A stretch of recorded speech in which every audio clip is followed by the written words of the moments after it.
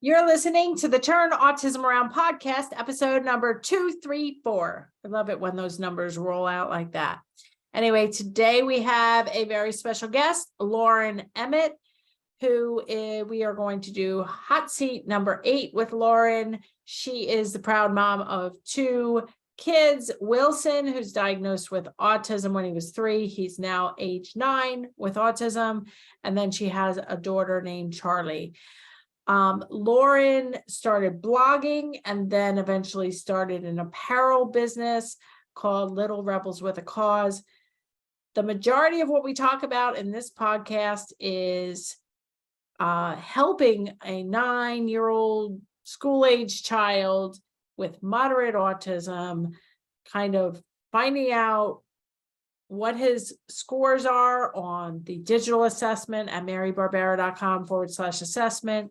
And then during this hot seat, I take his assessment scores, make it into a plan. I talk about strengths and needs, what she can do to help, and then make it a plan. We also take a deep dive into feeding issues. He's extremely picky. And also we talk a fair amount about transitioning from high preferred to low preferred and having her son having problem behaviors. So it's a combination of a bunch of different topics that parents and professionals are dealing with kids who are older than 6, who are still functioning in a lot of ways as a much younger child in terms of language, self-care, and problem behaviors. Let's get to this hot seat with Lauren Emmett.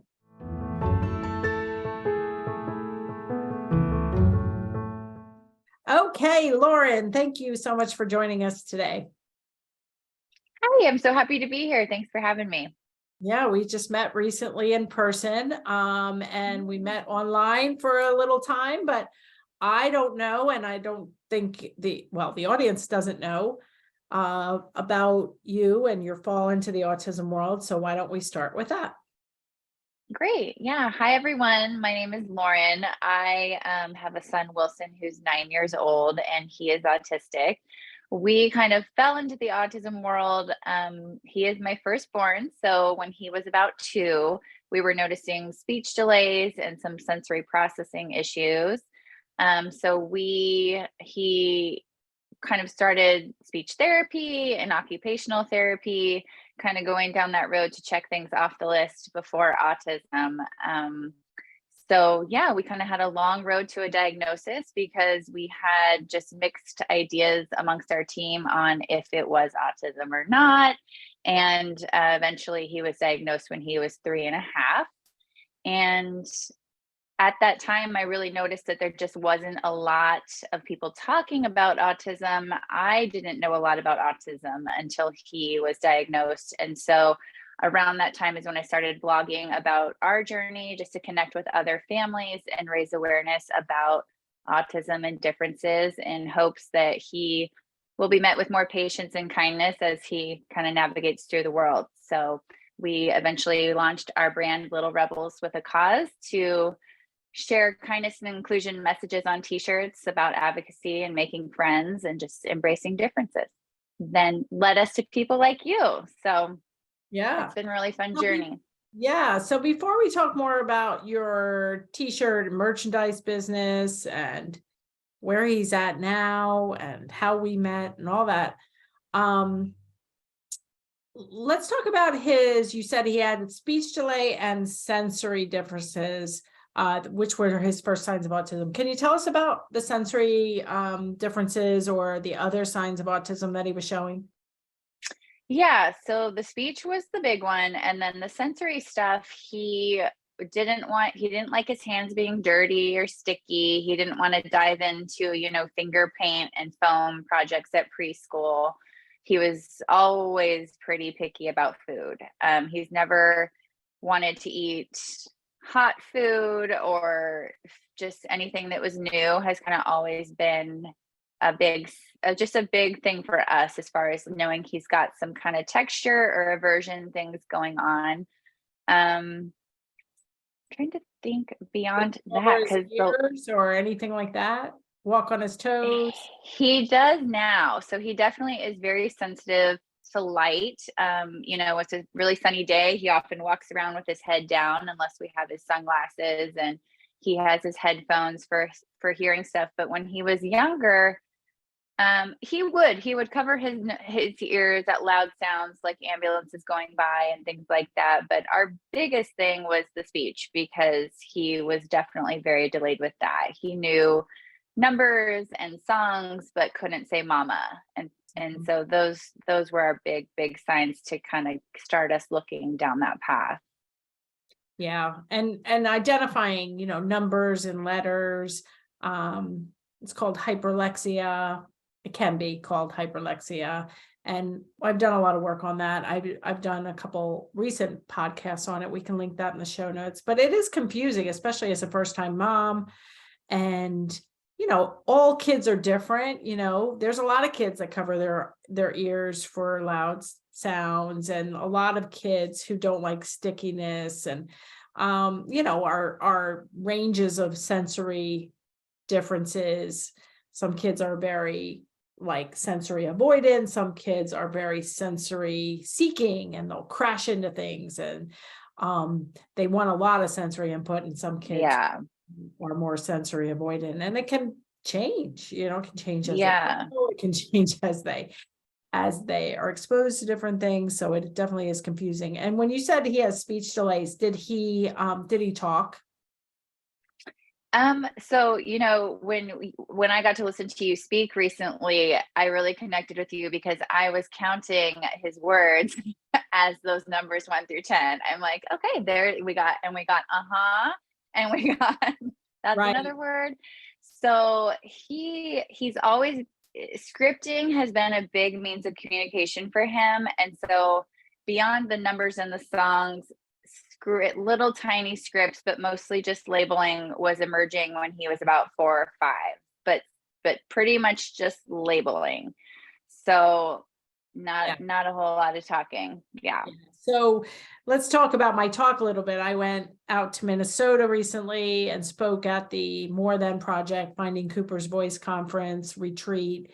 And I did a keynote on the first day and about an hour presentation. And I talked about my early journey and my husband mentioning the possibility that Lucas might have autism when he was 21 months of age. And I asked the doctor how many words he should have, and he said 20 or 25. And I was counting literally E-I-E-I-O as real words. I was counting a little script he used to do as 8 more words.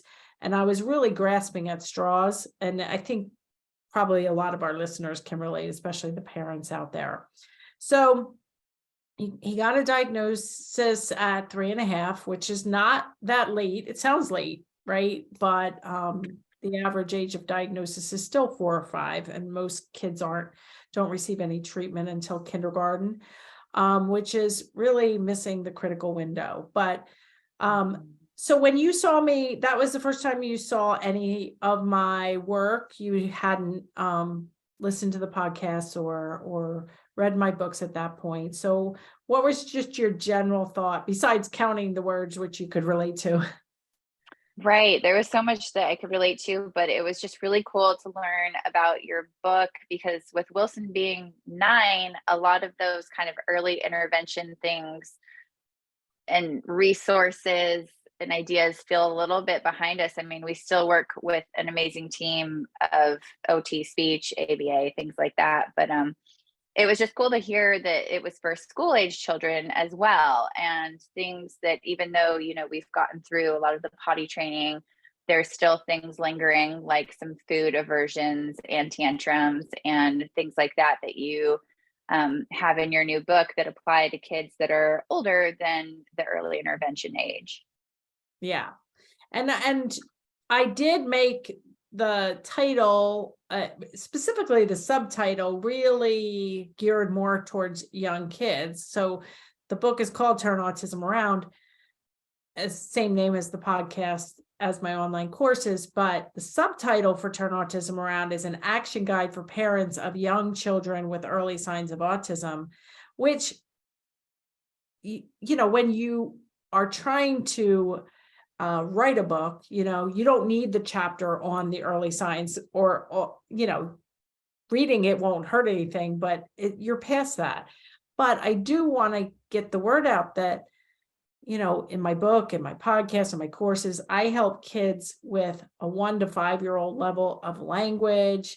There's a whole chapter on 2 chapters on language, a whole chapter on problem behavior, a whole chapter on sleeping, eating, potty training, going to the doctor's, dentist, haircuts without a fuss.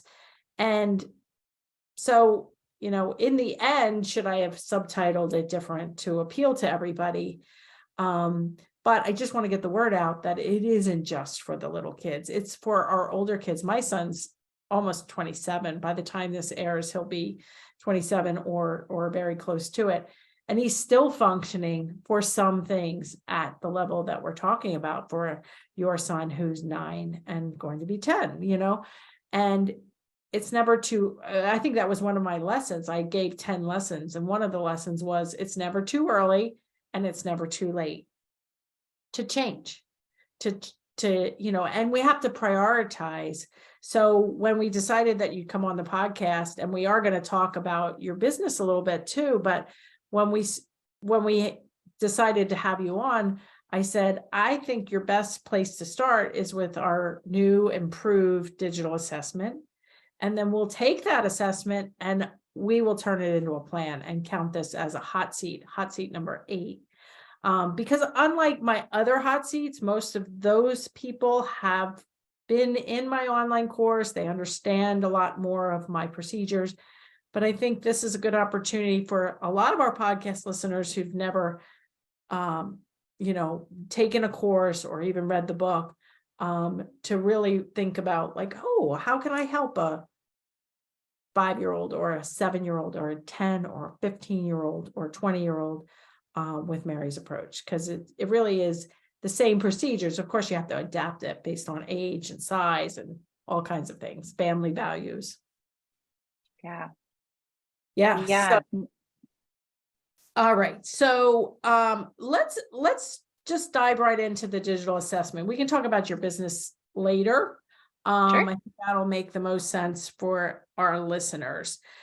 Okay. So the digital assessment, I had a software company build it in 2022. We just made major improvements with the digital assessment scoring, which then you get a PDF emailed to you. You always got a PDF emailed to you, which looks like the 1-page assessment, which is on page 49 of Turn Autism Around. And then on the second page of the assessment, this is new and improved, is digital scores and coloring and some basic language around is 75% good? Is it bad? Is it, what does it mean? So we made some major improvements. So for Wilson, you filled out the digital assessment, which probably took you about 10 minutes or less. And can you tell our listeners, that's at marybarbera.com/assessment. And it is free. I said it was going to be free for the first 1,000 people. More than 20,000 parents and professionals have taken the digital assessment now. But what was your experience with taking the digital assessment, Lauren? Oh, it was really easy. I thought it was just laid out really well, and all the answers were organized and easy to fill out. So yeah.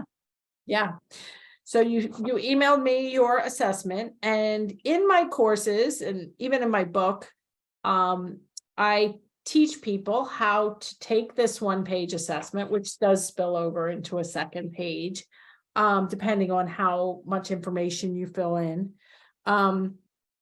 and how to take this and move it into a plan. Because I think, especially for a 9 or 10-year-old child with autism, you could work on everything, right? It feels like there's so much to work on. And at the same time, they're in school and or in a clinic, or they're somewhere for probably 6 to 8 hours a day. And then you have activities. You also have a typically developing younger girl. So Yep. You have a life, you have a business. And so at what point do you dive in and try to make changes to in what order? Right. It's figuring out the priority list is a tough one. Right, right. And okay, so and we're going to post Wilson's actual assessment in the show notes. So this is going to be available at marybarbera.com/234. And we will also post the brief plan that we made based on the assessment. Now, Lauren hasn't seen the brief plan we made, but I'm going to go over how we made it, and then we'll talk. We're going to take a deeper dive into Wilson's food issues, and maybe we're going to take a deeper dive into other things as we go through the assessment and make our plan. So the big thing with the assessment is we want to go from the left-hand column first, then the middle column, then the right-hand column to figure out strengths or needs. So the beginning of the digital assessment is just like the age, when he was diagnosed, if he has a diagnosis, what kind of, is he in a clinic? Is he in a school? Does he get OT 1 day a week? You know, whatever the situation is with services. So your real, when you do strengths and needs, it starts with safety concerns. And so I get down to safety concerns, and the question is, do you have safety awareness concerns? And Lauren answered yes, and check all that apply. And Lauren is concerned about traffic, strangers, wandering, and water. And so that safety goes right on the 1-page plan, which will also put his plan, and we can put a blank plan up there as well. And we have his first need being traffic, strangers, wandering, and water are all safety concerns. And that's, it's not uncommon. And I think when Lucas was 10 was like the last time he escaped, eloped, the last time we called the police because of escaping, eloping, the last time we really were on such high alert. And it, like, has Wilson ever like eloped, got wandered, got lost, called the police, anything like that?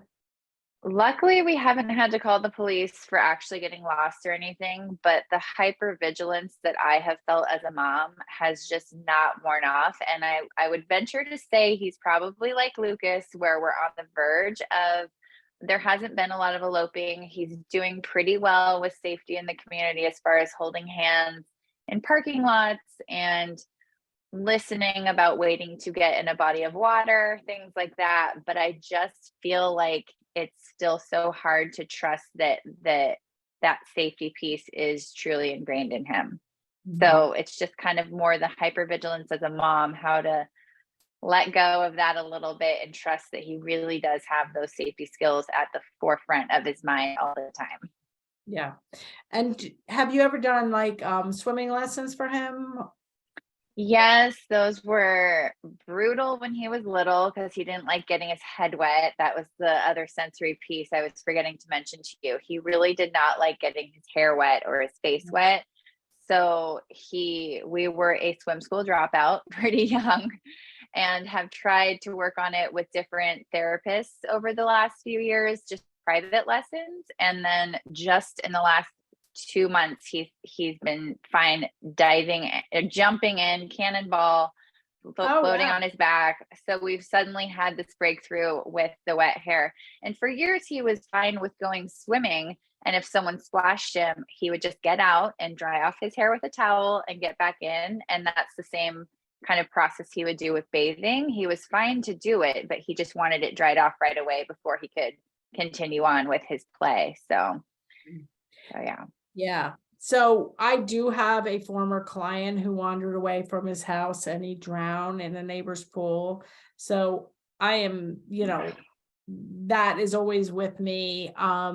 Escaping the house, locks but it is this hyper vigilance that people don't understand unless you're in the situation. I know when Lucas was little and when he was very much like darty and eloping, and I'd be at a picnic and I'd have both my kids, but Spencer would listen and stay put, and I'd be like, hey, I have to run to the bathroom, can you watch Lucas? And somebody would say yes, and I'd go to the bathroom and I come back and they had lost Lucas, but their watching or keeping an eye on him wasn't the same. You know what I mean? And so it's really hard. Yes, it is. It's so hard. And that's the kind of childcare piece, or just like you're mentioning, being able to go to the bathroom for a few minutes and trust that someone knows that you really do actually have to keep your eyes on him, like all the time. Like We really, had the upper like, locks, double locks on the house and things like that. And I do feel like at 10, he is slowly moving away from that. And there was never anything malicious about his eloping. It's just he would just leave without feeling the need to tell anyone. And that's the part that, you know, we needed the video cameras and the double locks and things like that. Yeah. So, and his scores, he does also, the next category is eating, and he has a lot of problems with picky eating and food aversions, which we're going to talk about. He also mouths objects. Is that frequent? What does he mouth? Yeah, he seems to really enjoy chewing on plastic, like hard things like Legos and toys and Markers.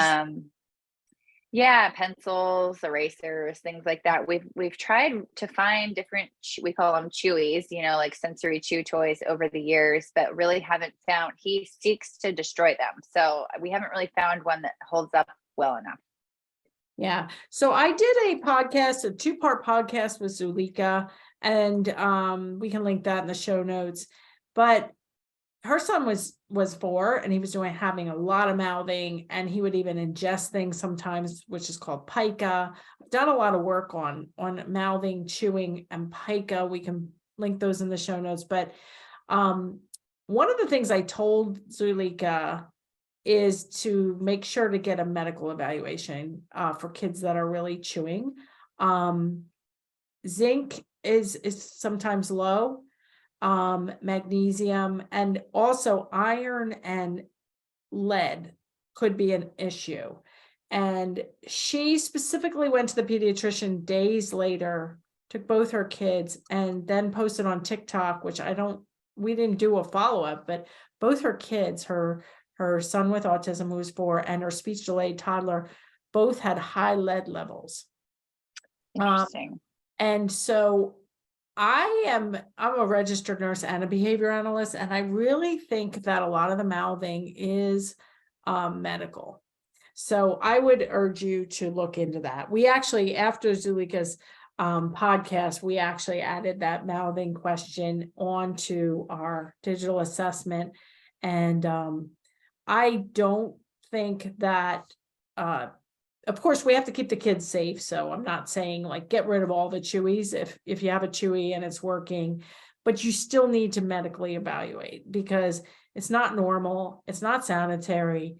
There's just nothing really good about it. You know, sometimes you can transfer kids to chewing gum or giving them input another way, but I would really look into at least, and I'm not here to give medical advice, but at least the zinc, copper, magnesium, iron, and lead, among other things. But I would definitely check that if you have a chewer, chewing on clothing, chewing on toys, chewing on markers.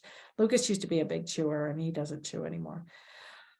Okay, so on our plan here, his needs include picky eating, safety concerns, picky eating, mouthing of objects. On the strength side, though, are some other self-care skills, such as he sleeps well, which is huge. Yes. And how about self-care? Like toileting, he doesn't have, he is toilet trained, so that can go on the strength column. And how about dressing and grooming?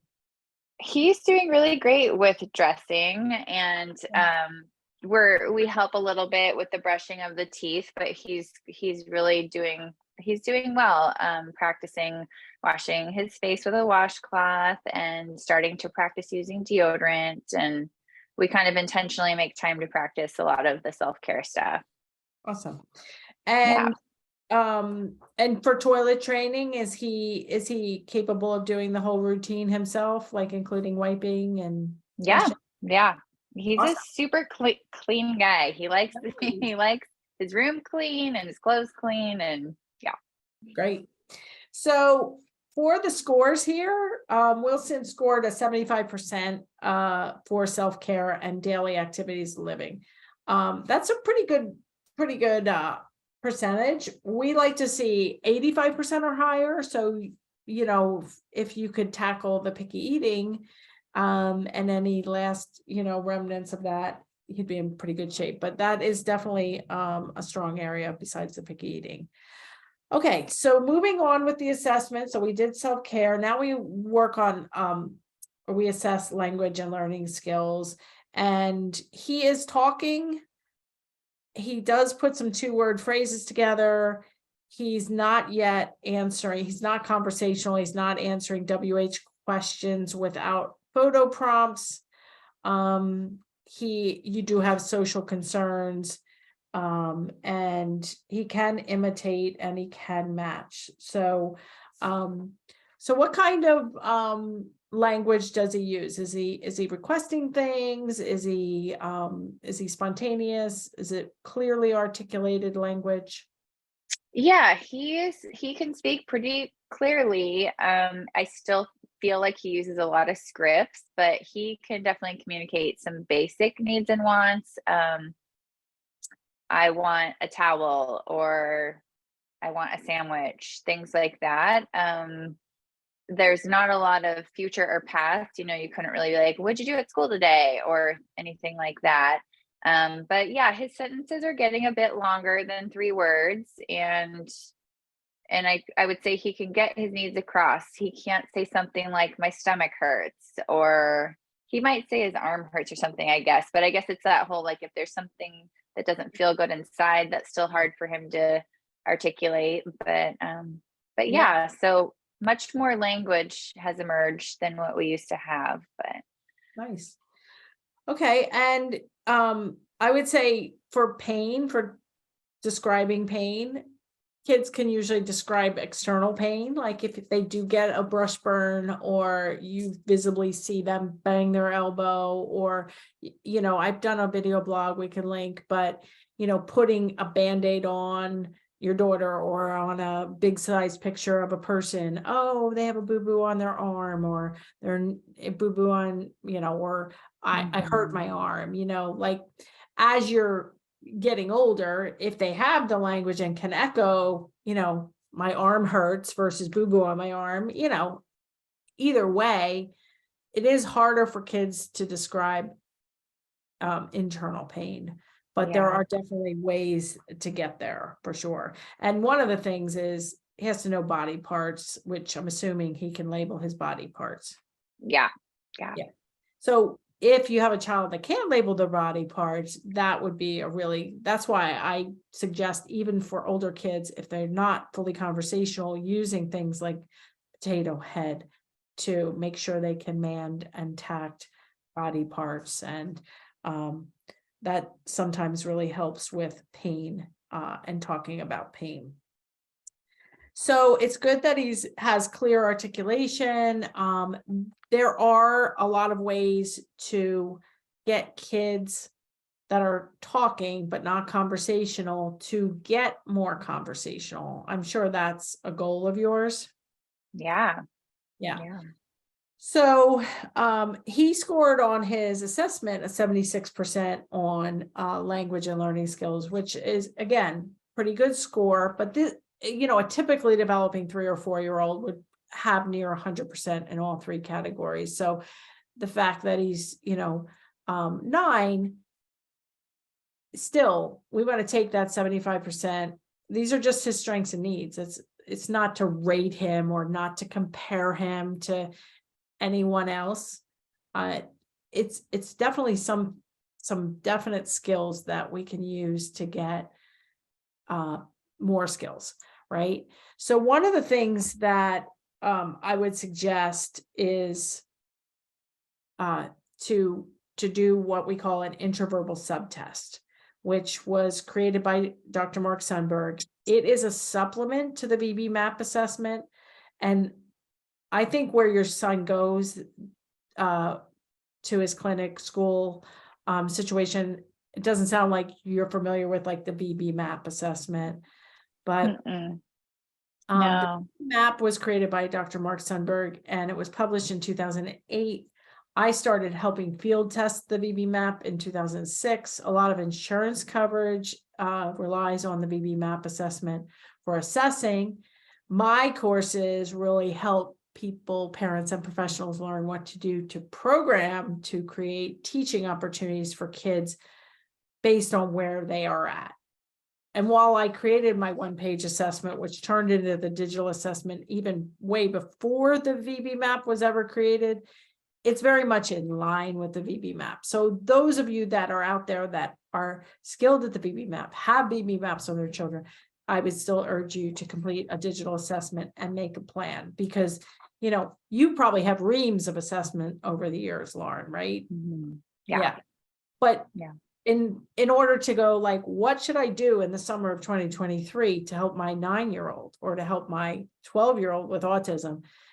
You're not going to get that from reams of assessments over the years. You're going to get that from easy to do assessment, and then figure out his strengths and needs and make your priority. So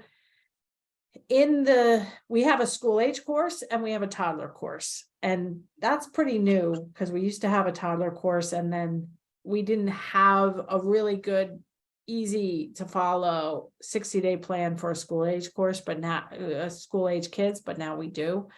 So that would be your best path forward, where you would learn how to do additional assessments, including the intraverbal subtest. But what the intraverbal subtest does is it's grouped into 8 different subgroups.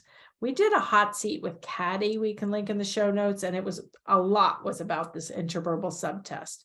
So you can learn more about it, but it starts out with just fill in the blanks to songs, or fill-ins like ready, set, go. That's an intraverbal fill-in. That's in group 1. And then in group 8, which is the hardest, is why do we use a Band-Aid? And then throughout is, where do you find a refrigerator, or what's in the bathroom, or what flies in the sky, or what's your last name? These are all within various groups in terms of difficulty, because intraverbals aren't just intraverbals, they get harder. So if I say, what do you eat? That's relatively easy. But if I say, what do you eat for breakfast? Now you've got to filter down different categories. And then if I say, what do you eat for breakfast that's warm?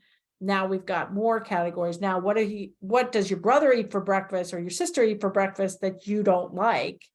Now we've added negation into all these other filters. And if you think about like us learning a foreign language, well, then it makes sense. It's like, well, I'm not going to be able to answer what do you eat for breakfast that your sister doesn't like in a foreign language until I can answer the easier questions first. So anyway, a big part of the puzzle to helping kids go from not conversational to hopefully more conversational is to really learn about the intraverbals. Okay. So that's a little side trip there, but I think it's important. So I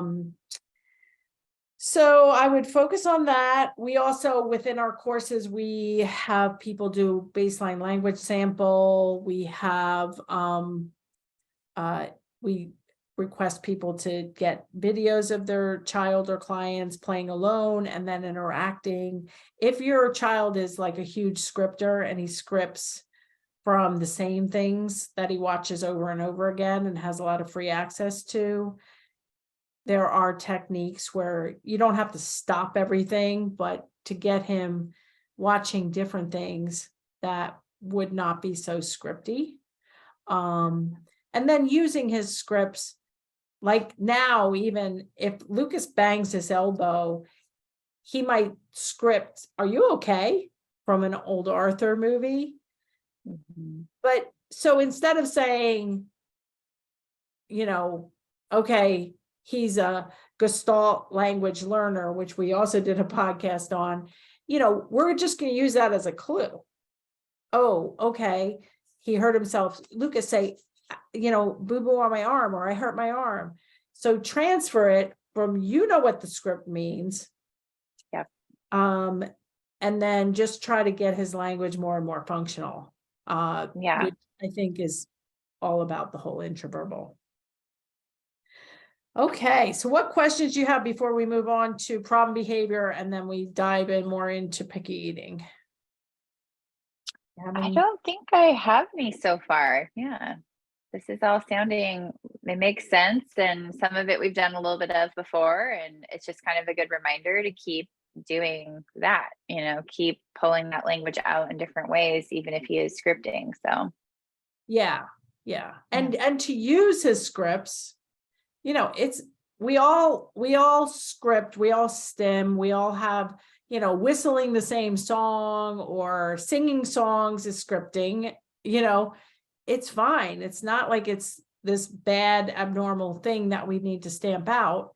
But if it's happening all day long, his brain's not available for new learning. And maybe it's, I also heard somebody speak once, and I don't even know who to credit this to, but it was like, pick one thing you're going to work on from each main area. Like if you're going to work on adding flossing to your dental thing or adding deodorant, that's what you're working on for dressing. You know what I mean? And then if you're going to do the intraverbal subtest, and that's what you're going to work on for language, at least to assess that. You know what I mean? Yeah. And don't take on too much. Right. But I think you can do it all, but not all at once, right? Yeah. Like making your plan and prioritizing, I think is really important. Okay, let's move on to problem behavior, which is the lowest score for Wilson. He scored 39% in problem behaviors. And instead of me reading all of this, he whines, he refuses, he makes noise when it happens. Can you just describe what the main concerns are with problem behaviors and how frequent they happen, kind of when you would get, the worst behaviors?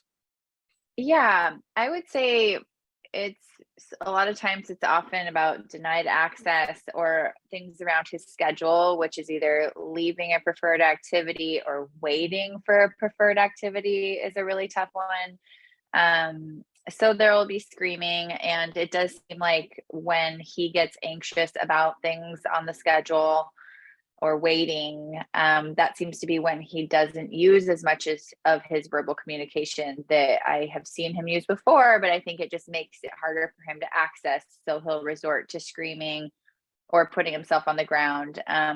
Luckily, we haven't had as much self-injurious behavior as we've had in the past. But that can sometimes be something that occurs once every month or so. But the screaming is a daily thing here and there. It just, varies on how long and yeah, so it kind of varies. So when he's self-injurious, is he banging his head, biting himself? What? We've seen biting in the past. He'll usually hit his head or hit his arm. In the past, he has run towards like a wall or a window to hit his head. But luckily he's not doing that stuff as much anymore. That's good. Yeah. Okay. So, do you have, at his school situation, do you have a BCBA there or? Consulting? Yeah. Mm-hmm. Mm-hmm. So, and that's the other thing is like, I'm not here to program for Wilson. I'm not here to give you any advice because it's complicated, right? It's complicated for a 3-year-old, but it's especially complicated for a 9-year-old. And everything in our podcast, in our school, in our courses are for informational purposes only. So I would say a couple of things. We all have trouble waiting and transitioning from super high preferred to low preferred. And so one of the things that you want to do with transitioning, I have like a 5-step guide to transitioning. And basically one of the biggest things we want to do is we don't want to take a kid from a 10 on his reinforcer scale to a 2. So I equate it to like me being on the beach with a good book and a nice drink, and it's a sunny day. And then abruptly, somebody comes up and says, it's time to load heavy boxes in my car. Yeah. And then I'm like, what? So, and then I have full language, I have full comprehension, I have full everything. And I'm like, what are you talking about? Like, no, I'm going to refuse. And then if you start like manhandling me to prompt me to do it, I'm going to get aggressive or like literally refuse, throw myself to the ground, so I think what we need to do is a couple of things: dangle the carrot before problem behavior. So like I use the example of like getting Lucas out from the ocean used to be a problem. He loved the ocean. He loved to be out for like hours on end. So stressful because somebody had to be out with him. He didn't understand the current so I'm not going to say come out of the ocean abruptly. I'm going to say the next thing on the schedule, which has got to be a 9 or a 10. So now it's time for pizza, right? So I don't say get out of the ocean and then get problem behaviors. Now I'm offering pizza. So you have to plan, use a promise reinforcer or a visual of a promise reinforcer to get kids moving. We don't like to use the word work for my programs. We like to pair up the learning table. If kids are having trouble transitioning from recess, or they don't want to go out to recess, then basically what it's telling me is the reinforcement isn't high enough for where you want them to go. So if he has trouble transitioning from the iPad to take a bath, we've got to maybe transition from the iPad to a snack. And then we get new tub toys so that it's highly reinforcing to play with the new tub toys in the bathtub. So we're constantly trying to get every situation to be an 8 or a 9 or a 10 on the reinforcement scale. So it's not this struggle of constantly taking kids from high to low. Would be my best transition advice. In terms of waiting, we all, like if we're waiting in line, we're scrolling through Facebook, TikTok, we're, thinking about planning, talking on the phone. We're not sitting there waiting. And so I don't really love like wait programs or accepting no programs. I like transitioning, going from an 8 to a 9 to back to an 8, maybe to a 7, then back to a 10, then an 8, 9. And waiting, could he watch his favorite scripty thing while he waits for the thing? Keep him busy while he's waiting on something preferred. And then also use like we have the shush and give procedure or the count and mand procedure, where if he starts screaming, we can't be then delivering, running around, negotiating. We've got to, we can't talk about it until you're calm. Okay, now sit up. We need to get you up off the ground. Now we need to quiet. Let's count to 10. We're calm. We're counting to 10. And now we can deliver, or we can negotiate, or we can explain. So if he's screaming, you shouldn't be moving, trying to make things better. That's just my off the cuff, never meeting him, knowing nothing about his plan, but just to think about and to have, the professionals that are working with him also listen, because my courses are not just for the parents, because there's a lot to decipher. We do give credits to behavior analysts and early intervention providers. We give contact hours. So I really do think that it's a whole system. So you can improve your feeding or do the intraverbal subtest or you try the transition programs.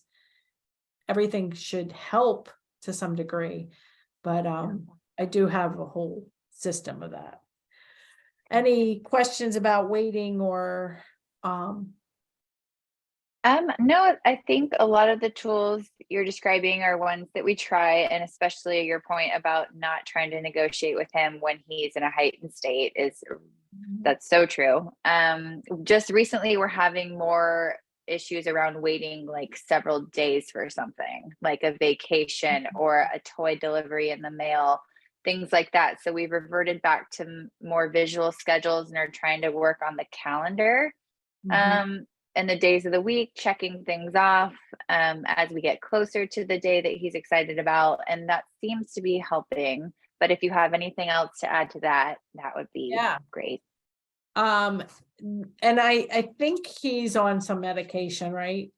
Yes. Yeah. He's on Lexapro and Guampicine. Yeah. And I'm not an expert on any of these meds, but I tend to think kids that obsess and perseverate on things coming, that sort of thing, it could be a medication might be part of the answer and not just a behavioral thing, like to just settle his nervous system down.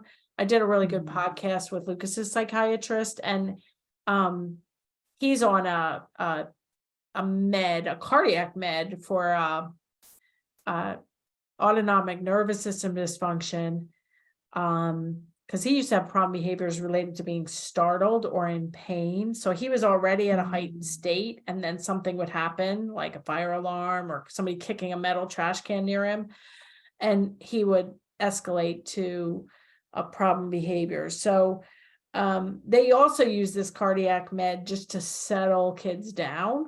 And I'm not saying everybody go out and ask your doctor about a cardiac med to settle them down. And Right. each child is so different. But if listen to the episode with Dr. Michael Murray, we talk about medications and just like how to assess if medications can be a part of it. I think the idea of using a calendar and that sort of thing is good, but you don't want to constantly 50 times a day be explaining and explaining while he's getting agitated. And that can tend to happen. So now the calendar becomes part of the script, part of the 50 times a day. That it's not settling him down, it's actually ramping him up. So I don't have like a lot of good advice. Just make sure it's not a medical thing that you can just settle his nervous system down, or even a supplement, it could be part of, stranger things have happened, like kids that have sleep problems and chewing problems and perseveration problems.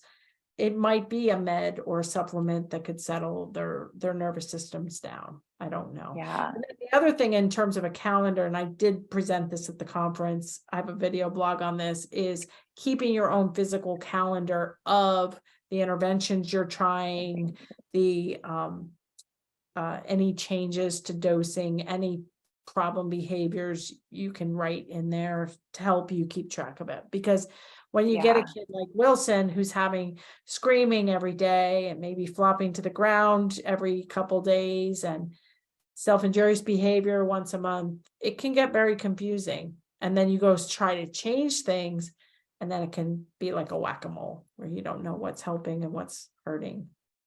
Yeah, that was a really good way to lay it out, just to see it visually and look for trends and do it that way, because I feel like I've done it more in list form before about changes we're making or behaviors and dates.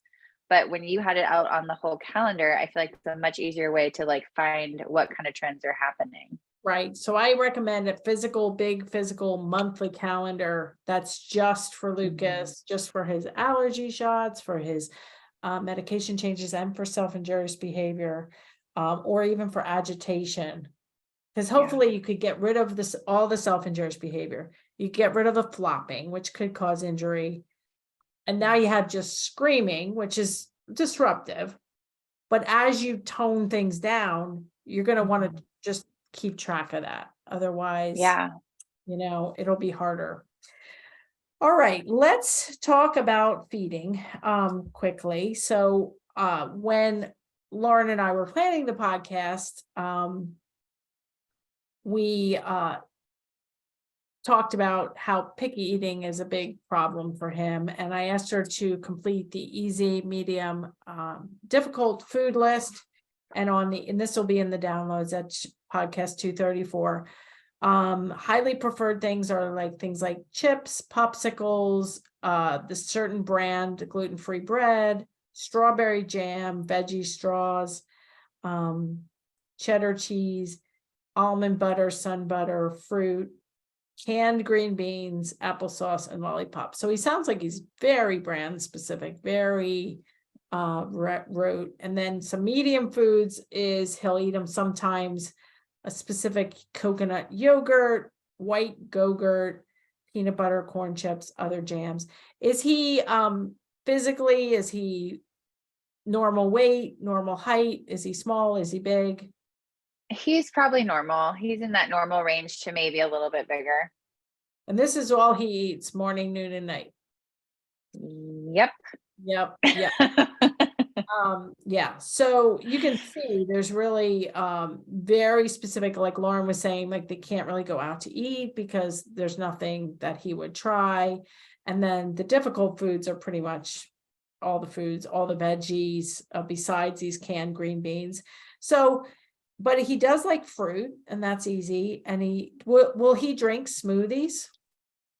We're working on it a little bit right now, and that he's working on it at his therapy center too, which has been good for him to like try things with peers around, like they'll make it together and then try it. And we've noticed that's helpful for him tasting a little bit of something, but he won't drink a smoothie. He'll drink juice like apple juice or orange juice. And what does he drink throughout the day? Apple juice, orange juice? He usually drinks water. Water, good. Yeah. And then would he prefer water over juice or? He would probably prefer apple juice over water, but he's always been really good about drinking a lot of water. Okay, that's good. How about milk or anything else? No milk, no almond milk. Okay. Okay. So what about, does he just eat at a kitchen table or a therapy table, or does he ever eat or drink juice with calories while he's roaming around? He eats meals at a table, but he will have snacks maybe on a couch while he's on his iPad or in the car. Okay. So one of the biggest things I would say, and this is in chapter 10 of my Turn Autism Around book, there's a whole chapter on feeding, is I would stop having him have any food or drinks with calories outside of the table, outside of prepared meals and snacks. Or like a therapy table where you're working on intraverbals or, working on, natural environment teaching and stuff like that, if you need edible reinforcement. But one of the things is that, if you want him to be hungry during meals, not he just had a bowl of, snacks or a bowl of fruit, even if it's good for you, eating things, grazing throughout the day, you're just not going to get the hunger like you will for, if you wait for your meals. So that's a big thing. Don't let them graze anything with calories. And it might be like, all right, Mary, but if I'm driving 2 hours, like there's no way I can deal with that. It's not like all or nothing. Just make a plan. Okay, after this weekend, we're gonna, tell the therapy center, like we want to have planned snacks planned. And then not, okay, I'm gonna feed him, and then just feed him easy stuff and maybe sprinkle in some medium stuff. Forget about the difficult stuff for a while. Just get him eating the easy and medium stuff. Yeah. And maybe it's maybe you make him a little smoothie. Yeah. Will he drink out of a straw in an open cup? Yeah. Yeah. So I think a smoothie would be a great thing to have. And he does take a lot of supplements in applesauce or yogurt, which is nice. So he I think that's why the food has always kind of gotten bumped down on the priority list. He eats fairly healthy things and from a couple different food groups, but there's just no variety. That's where we get a little stuck. Yeah. So, and then maybe the canned green beans, then you get a different kind of canned green beans. And then maybe you're like, oh, we're out of canned green beans. We're going to make, frozen green beans and, Yeah. maybe eat fresh ones and, try a couple of them. I mean, you don't want to get into battles with kids about food, but, and definitely, kids that are crying should not be eating. So I'm very like, we need to stop we need to stop thinking about like playing with food. Keith Williams, who was on one of my podcasts and read, my chapter, he's an international feeding expert. And he is like, the therapies for feeding that are like touching food, playing with food, he's like, kids need to taste something 15 times before they decide they don't like it. And so if foods aren't going into their mouth, even for a bite, it's not a fair test, Right. So first, I think get kids hungry. And then I think it's a great idea at the therapy center where they're making the food and having other kids do things. But my son Spencer, who's in medical school now, he was always a picky eater too. And then he went to Boy Scout camp where they didn't eat like all day. They were allowed an apple or something. And then they served them like pot roast, which I'm like, you ate it? He's like, it's amazing how much you can eat when you're really hungry. I was like, yeah. So, I mean, it doesn't have to be all or nothing. Just think about some of those tips when you're talking about get him healthier with this food. All right. So let's talk really briefly. You started your business, which is Little Rebels with a Cause. It's littlerebelscause.com.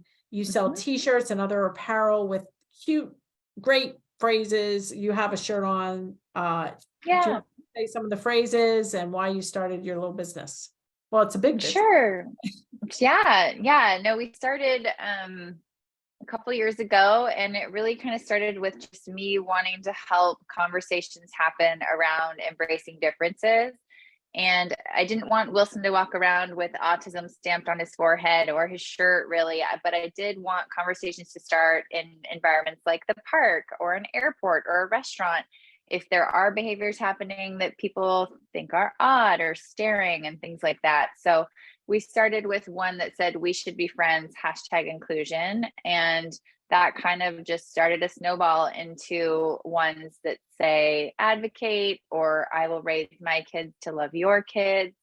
And just a lot of different messages about raising kind humans and teaching kids to use their voice to stand up for others and that their voice matters. And really topics like inclusion and advocacy and kindness that can be started with kids that are really, really young. We just really wanted to promote that. So, yeah. I got a t-shirt and a sweatshirt at the conference, at Kate's conference. Mine says more kindness. Changes everything. Yeah. More kindness. And then I have a sweatshirt that says be the change. And I already got a couple compliments on it. And I think, positivity and just, and then also when you were at the conference and when you do campaigns, you donate a portion to a nonprofit, which, Finding Cooper's Voice has, and Kate and Amanda have the More Than project. So 10% of the proceeds went to them, and which is great. So I think it's a great business, and it's a great idea to, spread positive messages throughout with us wearing shirts, and you also have kid sizes of different shirts. Right. Yeah. We've got kids, adults, teachers, and therapists have really loved it all. So they're loving starting those conversations in schools and classrooms. And yeah, we love donating to different nonprofits. We change the nonprofit we donate to about every quarter so that we can support different ones that work in disability services or advocacy. So it's been fun to learn more about a bunch of those different organizations. Great. Yeah, and you and I met about possible merchandise that we might collaborate with in the future. So stay tuned for that. But so I think hopefully that was helpful to you, Lauren, and to Yeah, this was great. So the planning form would have the strengths and the needs, and then a plan based on that. So, I think working on feeding is good, doing the intraverbal assessment is good, and considering taking the school age course, or which is included in the school age course. We have a mini course called Turn Tantrums Around, and that is less than 2 hours, and it could give you a jump start with all these little things that maybe inadvertently shaping them up. You're not doing anything wrong, the therapists aren't doing anything wrong, but we all get into you want to turn off the screaming, you want to get the kid off the ground, and you probably inadvertently reinforcing it, because it wouldn't be continuing if people weren't reinforcing it. So probably good to dive in. It doesn't have to be drastic. It doesn't have to be overnight. I think this is a good first step. Do you have any final questions for me before I ask you my final question? I don't think so. I'm just excited. I like we've talked about before, just we're always learning and circling back around. And sometimes as parents, like we talked about with the hypervigilance, we get exhausted and in routines, like you said, and sometimes things are right in front of us and we just need that extra resource or, someone to tell us, like, try this, try that. And so I'm excited to try this new resource for him. Yeah. And I think, and our kids are changing, from the time he was 6 until he was 9, now he's doing cannonballs in the water. Now, kids will change and they'll progress, and their sensory differences will change, their likes and their language, will a lot of times improve. So we just have to continue to prioritize. You sound like you're a great mom, and we'll, just keep chiseling away, and it's just to make his life better, to be as safe as possible, as independent as possible, and as happy as possible. Those are my 3 goals for all of our kids out there, whether they have autism or not.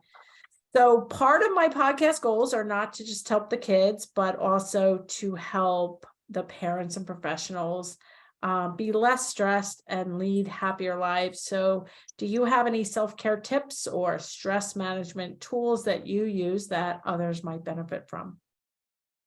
Oh, wow. You seem like you're very calm. So like, what calms you?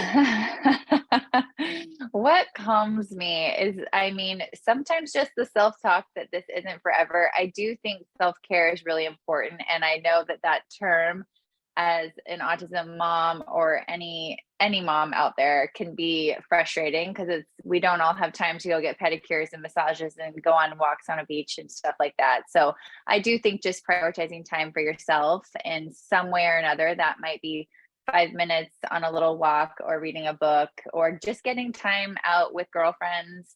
Time away from being in full-time mom mode is always good for everyone. So getting those breaks in, remembering that these phases and things you're going through aren't forever, and that things will change, like you just touched on. Like, everything changes, and just to hang in there and stay positive.